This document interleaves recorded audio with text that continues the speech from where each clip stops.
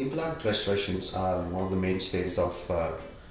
implant treatment, and the most common starting point for most dentists is the implant restorations. The course that we have designed is more so for doing implant restorations in-house for the single tooth implant and learning the workflow and the hands-on component. So basically we want anybody coming for the course to be able to go back, and if they have a CAD/CAM capability within their practice, they can scan, design, mill and restore a single tooth implant crown in-house without the need to sending it to the lab, just like any other CEREC crown.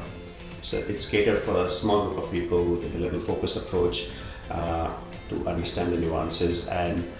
hopefully I highlight the pitfalls that you will face so that you don't have to face them, or give you the tools and armamentarium to be able to overcome those challenges and design your implant crowns in-house.